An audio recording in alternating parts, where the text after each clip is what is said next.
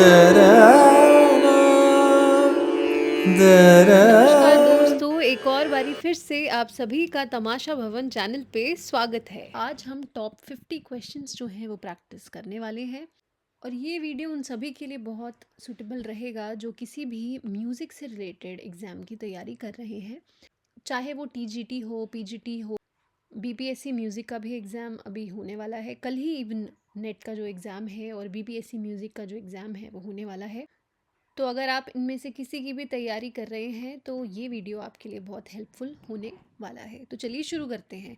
पहला क्वेश्चन लिखा है, कल्याण अंग का उत्तरांग में मुख्य स्वर समुदाय क्या है। देखिए ये क्वेश्चन फिर से रागांग से आया है, तो टोटल जो है आप कम से कम 10-15 जो है ना, मतलब ऐसे राग के जो मुख्य अंग हैं वो आप अच्छे से याद कर लीजिए, क्योंकि क्वेश्चंस जो है वो यहीं से फंसते हैं। और कितनी बार ऐसा होता है कि बहुत बेसिक पूछ लेते हैं, जैसे आप देखेंगे कि कल्याण अंग बहुत बेसिक है, तो ये आप तभी आंसर कर पाएंगे जब आपने इसको बहुत सीरियसली लिया होगा। तो देखिए कल्याण अंग का जो उत्तरांग में, उत्तरांग मतलब म से म प ध नी और ता षडज का सा, या प ध नी ता षडज का सा, मतलब ऐसे आप देख सकते हो। तो देखिए उधर का जो स्वर समुदाय होगा उसमें देखिए ग प म ग तो नहीं होगा और ये भी हट जाएगा, क्योंकि ये दोनों एक तरीके से पूर्वांग हो जाएगा, तो ये तो बिल्कुल हट जाएगा। आपको ऐसे लॉजिकली जो है ना वो क्वेश्चन को सॉल्व करना है। अब देखिए पध निसा ये तो नहीं है कल्याण अंग, कल्याण अंग जो है वो है पध प सा। नेक्स्ट क्वेश्चन है, वर्षाकालीन ऋतु का राग कौन सा है। तो देखिए बहुत इजी क्वेश्चन आया हुआ है, और वर्षा में गाए जाने वाला राग जो है वो है मियाँ मल्हार। ठीक है, बसंत जो है वो बसंत ऋतु में ऑब्वियसली गाया जाता होगा, तो मियाँ मल्हार जो है इसका राइट आंसर है। कोमल गा वाले राग कौन से हैं, तो चलिए देखते हैं। देखिए गुणकली के अंदर गा नहीं लगता है, भूपाली के अंदर गा शुद्ध है तो ये भी नहीं है, विभास के अंदर देखिए रे और धा कोमल होता है तो ये भी नहीं होगा, और कल्याण भी नहीं होगा, तो इसमें देखिए कहीं पे भी ऑप्शन है ही नहीं, तो आप इस क्वेश्चन को थोड़ा सा इग्नोर कीजिए, क्योंकि इसका आंसर जो है वो इसमें, मतलब इसके ऑप्शंस में थोड़ा गड़बड़ है। भूपाली की जगह आप तोड़ी राग लिख सकते हैं, क्योंकि आप जानते होंगे तोड़ी राग के अंदर जो है वो कोमल गा का प्रयोग होता है। नेक्स्ट है, बिहार प्रदेश में किस कलाकार को भारत रत्न से सम्मानित किया गया है। तो देखिए बिहार में जो संगीत क्षेत्र के कलाकार हैं उनसे रिलेटेड भी मैंने एक वीडियो भी बहुत जल्द ही बनाया है, अगर आपने नहीं देखा है तो आप देख सकते हैं। तो बिहार प्रदेश से संगीत के क्षेत्र में जिसको भारत रत्न से सम्मानित किया गया है वो है उस्ताद बिस्मिल्लाह खान जी। इनका जन्म जो है वो बिहार में ही हुआ था। ठीक है, और ये जो थे एक बहुत ही निपुण और प्रसिद्ध, भारत के प्रसिद्ध शहनाई वादक थे। तो सी इसका राइट आंसर है। देखिए गिरजा देवी जी को तो मिला ही नहीं था, तो ये तो ऑप्शन होना ही नहीं चाहिए। ठीक है, 5 बोलों को एक मात्रा के अंतर्गत रखने को क्या कहते हैं। तो देखिए ये क्वेश्चन जो आया है ना, ये लयकारी से ये क्वेश्चन आया हुआ है। तो देखिए 5 है तो देखिए आड़ी, मतलब आड़ी लयकारी होगी, तो दुगुन नहीं होगा और ये भी नहीं होगा, तो इसका राइट आंसर है कुआड़ लय। ओके, किस वेद में ऋग्वेद के मंत्रों को गाने की विधि जो है वो दी गई है, तो वो दी गई है साम वेद में। नेक्स्ट है, गंधर्व विधा का सबसे महत्वपूर्ण अंग क्या है। तो देखिए गंधर्व विधा का जो सबसे महत्वपूर्ण अंग है वो है स्वर स्थान। जिन रागों में पंचम वर्जित होता है उनमें तबला किस स्वर से मिलाया जाता है। तो देखिए ये जो क्वेश्चन आ रखा है ना, ये तबले से आया हुआ है, मतलब तबले की जो बनावट है और उसके बाद फिर तबले की जो ट्यूनिंग है उससे ये क्वेश्चन आया है। तो इसका जो राइट आंसर है वो माँ है। ओके, अगर पा जो है वो राग में वर्जित है तो तबला जो है वो किस स्वर से मिला लेंगे, हम मध्यम से मिला लेंगे। संवादी स्वर की अपेक्षा वादी स्वर कैसा होता है। तो ये बहुत बेसिक क्वेश्चन आया हुआ है। ठीक है, तो देखिए संवादी स्वर की अपेक्षा में जो है वादी स्वर थोड़ा सा नीचा होता है। ओके, तो बी जो है इसका राइट आंसर होगा। नेक्स्ट है, कितने स्वर कोमल हैं, मतलब कितने स्वर कोमल होते हैं। तो देखिए कोमल जो है वो रे ग ध नी ही कोमल होता है, तो उस हिसाब से जो आंसर है वो होगा 4। षडज ग्राम की कितनी जातियां हैं। तो देखिए षडज ग्राम की जो जातियां हैं वो टोटल हैं 7, और मध्यम ग्राम की कितनी है, 11 है। ओके, इस तरीके से 7 और 11 कितना हो जाएगा, 18। इसीलिए बोला जाता है कि जातियां कितनी हैं, 18 हैं। षडज ग्राम से जो है 7 और मध्यम ग्राम से है 11। नेक्स्ट है राग की उपजातियां कितनी हैं? तो देखिए राग की जो उपजातियां हैं वो हैं 9। ओके, क्योंकि हर एक जाति से 3 जातियां बनती हैं, जैसे औडव से 3 बनेगी, फिर शाडव से 3 बनेगी, फिर उसके बाद संपूर्ण से भी 3 बनेगी, तो ऐसे कितनी हो जाएगी? 9 हो जाएगी। मुश्ताक अली खान ने किस वादन में शोहरत जो है वो हासिल की है? तो इन्होंने सितार के अंदर जो है शोहरत हासिल की है। मुश्ताक अली खान एक निपुण सितार वादक हैं। तबला का आविष्कारक किसे माना गया है? देखिए इसमें पूछा जा रहा है माना गया है, मतलब ऐसा कोई ठोस प्रमाण तो नहीं है, पर देखिए आविष्कारक अगर देखा जाए तो इसमें से राजा मानसिंह तोमर तो ध्रुपद के हैं, ठीक है। जाकिर हुसैन जी बिल्कुल नहीं होंगे। गोपाल नायक तो प्रबंध गायक थे, इन्होंने किसी का आविष्कार जो है वो नहीं किया था, तो इसका राइट आंसर है अमीर खुसरो। धुमाली ताल के साथ क्या गाया जाता है? तो देखिए धुमाली ताल के साथ भजन जो है वो गाया जाता है। ये देखिए लोक संगीत से क्वेश्चन आया है। झमाकड़ा मझाकड़ा किस प्रदेश का लोक संगीत है? तो देखिए ये हिमाचल प्रदेश का लोक संगीत है। नेक्स्ट है लताफत हुसैन का उपनाम क्या है? तो देखिए सबसे पहले आप मुझे कमेंट सेक्शन में बताइए कि इनका जो संबंध है वो किस घराने से है। देखिए उस्ताद फैयाज खान बिल्कुल नहीं होगा, रामदास भी नहीं होगा, प्रेमदास जो है वो लताफत हुसैन जी का उपनाम है। निम्नलिखित में से किस वाद्य में तार नहीं होते हैं? देखिए तार नहीं, इधर मैं पर्दे लिखना चाह रही होंगी, तो आप इसको ठीक कर लीजिए। तो निम्नलिखित में से किस वाद्य में पर्दे नहीं होते हैं? तो जो पर्दे हैं वो सरोद के अंदर नहीं होते हैं। ओके। संगीत को फारसी में क्या कहते हैं? तो देखिए संगीत को फारसी में, म्यूज़िक तो इंग्लिश में बोलते हैं, ठीक है, मौसीकी जो है वो फारसी में संगीत कहलाता है। सवाई गंधर्व संगीत समारोह कहाँ होता है? तो आपको पता होगा ये समारोह जो है पुणे में होता है। श्रुति को पाश्चात्य संगीत में क्या कहते हैं? तो देखिए श्रुति को, ये क्वेश्चन पूछा है वेस्टर्न म्यूजिक से, और पूछा गया है कि श्रुति को जो है वेस्टर्न म्यूजिक में किस नाम से बुलाया जाता है, या क्या टर्म जो है वो यूज होता है? तो इसको माइक्रोटोन बोला जाता है। 12 स्वरों का प्रयोग किस राग में होता है? तो देखिए 12 स्वरों का जो प्रयोग है वो भैरवी राग में होता है। इस राज किस तत्व वाद्य से मिलता जुलता है? ये क्वेश्चन जो आया है बनावट से आया है, ठीक है, वाद्य के बनावट से, और इस राज जो है वो दिलरुबा वाद्य से मिलता जुलता है। नेक्स्ट है सुरसागर किसके द्वारा लिखा गया है? तो देखिए सुरसागर जो है वो सूरदास जी ने लिखा है। वैदिक काल में वाद वृंद के लिए क्या शब्द प्रयोग होता था? तो देखिए तूर्य शब्द जो है वो वाद्य वृंद के लिए प्रयोग होता था।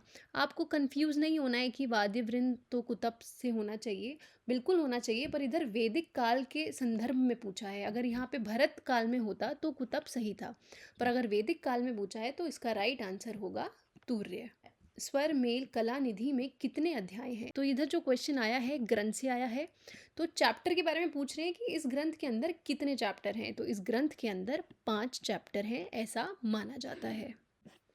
नेक्स्ट क्वेश्चन है वीर रस का स्थायी भाव क्या है? तो देखिए इसका जो स्थायी भाव है वो है उत्साह। संगीत राज का संपादन किसने किया है? तो देखिए इस ग्रंथ का जो संपादन है वो डॉक्टर प्रेमलता शर्मा जी ने किया है। नेक्स्ट क्वेश्चन है निम्नलिखित में से भिन्न गीति में कौन सी वाणी है? तो देखिए ये क्वेश्चन जो आया है ये ध्रुपद की जो बानियां हैं उससे ये क्वेश्चन पूछा गया है। तो देखिए भिन्न गीति के लिए जो है वो ध्रुपद की डागुर वाणी का जो है प्रयोग किया गया है, मतलब डागुर वाणी को भिन्न गीति के अंदर रखा गया है। नेक्स्ट क्वेश्चन है पारे किस राग में वर्जित है? तो देखिए पारे जो है वो ऑब्वियसली मालकौस में जो है वर्जित है। मोहम्मद रजा कौन से प्रदेश से संबंधित हैं? तो चलिए ऑप्शंस देखते हैं। मोहम्मद रजा जो है वो बिहार प्रदेश से संबंधित हैं, इनका जन्म जो है वो पटना में हुआ था ऐसा माना जाता है। मध्य प्रदेश की छत्तीसगढ़ महिलाओं का सामूहिक नृत्य गीत क्या है? तो देखिए फिर से लोक संगीत से क्वेश्चन आया है और इसका जो राइट आंसर है वो है सुआ गीत। ओके। नेक्स्ट क्वेश्चन है हवेली संगीत का संबंध किस परंपरा से है? तो देखिए हवेली संगीत का जो संबंध है वो ध्रुपद परंपरा से है। कुदाऊ सिंह संगीत समारोह कहाँ होता है? तो देखिए ये होता है दतिया में। ओके। नेक्स्ट है नाट्य शास्त्र का टीका किसने लिखा है? तो देखिए कीर्तिधर ने नाट्य शास्त्र का टीका जो है वो लिखा है। आप मुझे कमेंट सेक्शन में ज़रूर लिख के बताइए कि नाट्य शास्त्र का टीका और किस किस लोगों ने लिखा है। और मैंने नाट्य शास्त्र के ऊपर ऑलरेडी एक वीडियो बनाया हुआ है, और अगर आपने वो वीडियो नहीं देखा है तो प्लीज़ अभी जाके चेक कीजिए, क्योंकि उसमें मैंने बहुत डिटेल में जो है हर चैप्टर में क्या क्या दिया है, ये बहुत डिटेल में मैंने उसमें समझाया हुआ है। इवन इसका एक पीडीएफ भी है जो मैंने अपने टेलीग्राम चैनल पे शेयर किया है। अगर आपने मेरा टेलीग्राम चैनल ज्वाइन नहीं किया है तो आप वो भी जो है ज्वाइन कर सकते हैं। तो चलिए नेक्स्ट क्वेश्चन की तरफ बढ़ते हैं। पूछा गया है न्यास स्वर की संख्या कितनी है। तो देखिए न्यास स्वर की जो संख्या है वो टोटल 21 मानी गई है, जो कि भरत ने बताई है। और देखिए आपको पता ही होगा कि न्यास स्वर है क्या। न्यास स्वर जो होता है वो प्राचीन के समय में न्यास स्वर पे जो है वो जाति गायन या राग गायन जो था वो समाप्त होता था। पर आज के टाइम पे न्यास स्वर का मतलब है किसी एक स्वर पे ठहरना, रुकना। ठीक है, तो ये चीज़ें भी आपको पता होनी चाहिए। और न्यास स्वर जो है वो जाति के 10 लक्षणों में से या राग के 10 लक्षणों में से ही एक लक्षण है। पूछा जा रहा है नेक्स्ट क्वेश्चन में कि वाद्य में अंश स्वर किसे कहा गया है। तो वाद्य के अंदर अंश स्वर जो है वो स्थाई स्वर को कहा गया है। अब देखिए ये हमें मैच ऑफ द फॉलोइंग करके ये क्वेश्चन आया हुआ है, तो चलिए देखते हैं। तो इस ग्रंथ के अंदर वेंकट मुखी जी ने टोटल 72 मेल जो हैं वो दिए हुए हैं, आपको पता ही होगा। और स्वर मेल कला निधि, ये बताइए ग्रंथ जो है रामामात्य जी ने लिखा है, तो आपको पता होगा रामामात्य जी ने कितने थाट दिए थे, उन्होंने 20 दिए थे। तो चलिए बी का 3 हम देखते हैं कहाँ पे है। तो यहाँ पे भी है और यहाँ पे भी है, ओके। और 4 का 1 देखते हैं कहाँ पे है। 4 का मतलब डी का 1 जो है वो यहाँ पे भी है, यहाँ पे भी है, तो ये तो नहीं होगा, तो ये होगा। तो राइट आंसर हमारा है ये, ओके। नेक्स्ट है तिल्लाना निम्नलिखित में से क्या माना जाएगा। तो देखिए तिल्लाना जो है वो तराने के समान लगभग लगभग माना जाएगा। नेक्स्ट क्वेश्चन देखिए फिर से मैच द फॉलोइंग वाला आया है। आपको पता होगा नगमाते आसफ़ी जो एक किताब है वो मोहम्मद रज़ा जी ने लिखी है, ठीक है। और भातखंडे जी ने थाट राग पद्धति जो है वो दे रखी है। तो बी का जो 1 आंसर है वो सिर्फ यहाँ पे दिया हुआ है, तो ये ही जो है वो हमारा राइट आंसर होगा, ठीक है। और शिव मत के अनुसार 6 राग 36 रागनियाँ हैं, वहीं भरत मत के अनुसार 6 राग और 30 रागनियाँ हैं। दूसरा पूछा है कि अर्जुन ताल में कितने विभाग हैं। तो देखिए अर्जुन ताल के अंदर जो है वो टोटल विभाग 7 हैं, ओके। देखिए तालों के बारे में पढ़ के जाना बहुत ज़रूरी है। अगर आप ताल के बारे में अच्छे से नहीं पढ़ रहे हैं, या फिर सिर्फ जो बहुत बेसिक ताल है अगर आप सिर्फ वही पढ़ के जा रहे हो, तो कहीं ना कहीं आपका जो तैयारी है वो बहुत वीक पड़ जाएगा, क्योंकि यू नेवर नो कि क्वेश्चन जो है वो कहाँ से पूछा जाएगा।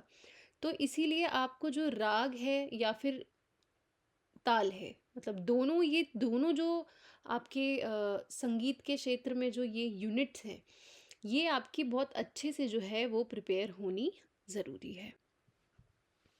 तो देखिए नेक्स्ट क्वेश्चन पूछा जा रहा है कि जैसे डी, इसमें ना ये हमारा जो नाम दिया है ऑब्वियसली इंडियन उत्तर भारतीय संगीत का है, और ये जो है दक्षिण भारतीय संगीत के राग के नाम है जो हमें मिलाने हैं।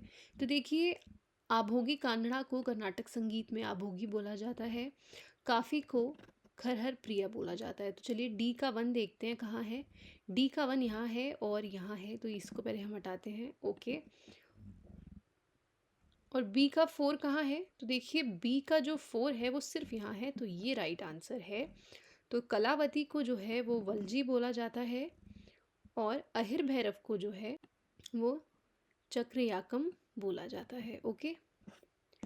नेक्स्ट देखिए ये जो क्वेश्चन आया हुआ है ये श्रुति की नाम है, और ये उनके स्वर, मतलब किस श्रुति पर कौन सा स्वर है, ये वहाँ से क्वेश्चन आया है। तो देखिए जो छंदोवती है वो सा माना जाएगा, तो ए का जो 1 है वो सिर्फ यहाँ दिया है, तो ये जो है हमारा राइट आंसर होना चाहिए, ओके। नेक्स्ट है राग पूरिया का वादी स्वर क्या है। देखिए राग पूरिया के अंदर पा तो लगता ही नहीं है, तो पा बिल्कुल हटा दीजिए। और राग पूरिया का जो वादी स्वर है वो गा है, ठीक है। तो रे नहीं होगा ऑब्वियसली, क्योंकि वो मारवा का है, और सा भी नहीं होगा। आपको पता ही होगा कि पूरिया जो है वो मारवा थाट का राग है। तो आप मुझे कमेंट सेक्शन में ज़रा लिख के बताइए कि पूरिया राग का समप्रकृतिक राग क्या है। एक तो मारवाई है, चलो वो मैंने आपको बता दिया, पर एक और राग है जो पूरिया का समप्रकृतिक राग है। आप मुझे कमेंट सेक्शन में ज़रूर लिख के बताइए। भाव भट्ट ने कौन सा ग्रंथ लिखा है? तो भाव भट्ट ने अनूप विलास करके ग्रंथ लिखा है। 2 ग्रंथ उन्होंने और लिखे हैं, आप मुझे कमेंट सेक्शन में ज़रूर लिख के बताइए। नेक्स्ट है सरस्वती वीणा को और क्या बोला जाता है? देखिए सरस्वती वीणा जो है वो दक्षिण वीणा मानी जाती है, और इस वीणा को तंजौरी वीणा भी जो है वो कहा जाता है। देखिए ये क्वेश्चन जो आया है वाद्य से आया है, और देखिए वाद्य के अंदर जितने भी हमारे वाद्य हैं, चाहे वो तत् वाद्य हैं, सुशिर वाद्य है, घन वाद्य है या अवनद वाद्य है, इन सब के जो मतलब बहुत प्रोमिनेंट इंस्ट्रूमेंट हैं या जो वाद्य हैं, जो बहुत मुख्य वाद्य हैं, जो बहुत प्रचलित भी हैं, उनके बारे में आपको पता होना चाहिए। अब देखिए वीणा, सरस्वती वीणा जो है प्रचलित में कहीं ना कहीं नहीं है, क्योंकि वीणा आपको पता होगा प्राचीन काल से ही एक तरीके से अस्तित्व में आ चुका था, ठीक है। सितार वगैरह तो बाद में आए थे। तो इस तरीके से आपको आधुनिक, प्राचीन और मध्य, इन सब के जो वाद्य थे उस टाइम पे हर श्रेणी में, वो पता होने ज़रूरी है। नेक्स्ट क्वेश्चन है लता मंगेशकर का संबंध कौन से घराने से है? तो देखिए लता मंगेशकर जी का संबंध जो है वो भिंडी बाजार घराने से है। नेक्स्ट है गीत गोविंद के लेखक कौन है? तो देखिए गीत गोविंद के जो लेखक हैं वो हैं ठाकुर जयदेव सिंह जी। ओके। नेक्स्ट है दिल्ली घराना किससे संबंधित घराना है? ओके। तो देखिए जो दिल्ली घराना है वो अजराड़ा घराना से कहीं ना कहीं संबंधित है, क्योंकि दिल्ली घराने के जो लोग थे उनके शिष्यों ने क्या किया, एक नया घराना जो है वो स्थापित कर दिया, और वो था अजराड़ा घराना। शारंगदेव ने ध्रुपद को कौन सी गीति में रखा है? तो देखिए शारंगदेव जी ने ध्रुपद को शुद्ध गीति के अंदर रखा है। आप मुझे बताइए कि इधर कौन सी गीतियों के नाम मैंने नहीं लिखे हैं, और ये भी बताइए कि टोटल कितनी गीतियां हैं जो वो मानी गई हैं। ठीक है, that's it for the video. Thank you so much for watching. अगर आपको मेरा कंटेंट अच्छा लग रहा है तो प्लीज़ मेरे चैनल को सब्सक्राइब कीजिए, वीडियो को लाइक कीजिए, और नोटिफिकेशन बेल आइकॉन जो है वो हमेशा ऑन रखिए, क्योंकि मैं कंटेंट जो है वो ज़्यादा से ज़्यादा प्रोवाइड करने की कोशिश करती हूँ, ताकि आपकी तैयारी जो है वो और अच्छी हो। तो आप नोटिफिकेशन बेल आइकॉन को ऑन रखिए, ताकि आप कोई भी वीडियो जो है वो मिस ना करें।